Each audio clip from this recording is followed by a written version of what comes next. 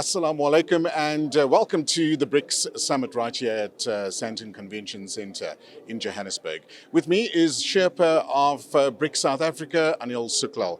Good afternoon and welcome. Good afternoon. Thank you for having me. My absolute pleasure. First of all, congratulations on a wonderful summit. I think South Africa has definitely outdid themselves and it's actually sent a message to the rest of the world and the BRICS partners.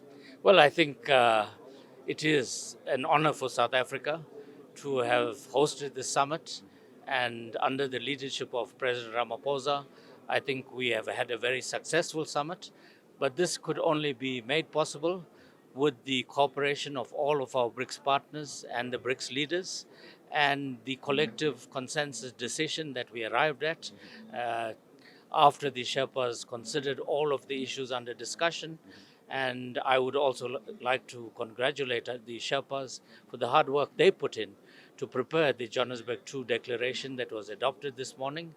It's a comprehensive declaration with over 90 paragraphs, and depth and breadth of our cooperation that comments on the three focus area of BRICS cooperation: the geopolitical and security issues, the economic and financial issues, and the social and people-to-people interaction. And that's the totality, and it's quite extensive in each of these areas. President Cyril Ramaphosa announced the expansion of 6 countries that's going to be part of BRICS now as well. We've got countries like Ethiopia, Argentina. What is expected from these countries to add or contribute towards the BRIC partnerships? Well, look, firstly, these countries had formally applied to become part of the BRICS family. And having applied, they would have studied what BRICS is about and felt comfortable that they want to be part of this BRICS entity. And that, I think, is the first step, that when you ask to become part of a family, you know what that family is about. And I think for us, it's important that the expansion is also reflective of regional dynamics, and that each of these countries have good standing in their respective regions and globally, and will add value to BRICS. And we are convinced that all 6 of them will bring that greater diversity and greater strength into the BRICS family. We are very pleased to strengthen our presence from Latin America. Argentina is a major Latin American country with major influence in the region. Together with Brazil, these are your 2 largest economies there. Both are G20 members. And from Western Asia, I mean, these 3 countries are countries of substantial presence in the region and also respected globally. And we believe that having Saudi Arabia, Iran, and UAE within the BRICS family is going to strengthen BRICS on a multidimensional level. And of course, the African presence. As South Africa, we are extremely pleased that we are no longer alone. We have 2 very important African countries, one from Sub-Saharan Africa and one from North Africa, and both are major countries on the African continent. Egypt is not just a major economy. Egypt is one of the founding members of the African Union, OAU, and a major population, a major economy. And we are very pleased. Ethiopia is the seat of the African Union. Having Ethiopia there also brings in a major presence of another African country. Are we looking at adding more countries in the near future? And who are those countries and by what duration or time limit are we looking to add them? Well, look, as President Ramaphosa indicated, this is the first phase of expansion. Expansion can't be rushed because, as you know, the last expansion was when South Africa joined the family. That was 12 years ago.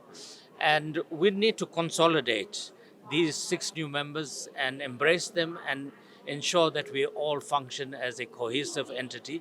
And I think that's where the focus will be now, because all of these countries will be an integral part of BRICS, an equal member in BRICS. There's no difference in terms of who started off and who are coming as new. We are all one family now, and I think that's where the focus is, that we function as a cohesive whole in terms of addressing the challenges we have, because we are now a much strengthened global South body.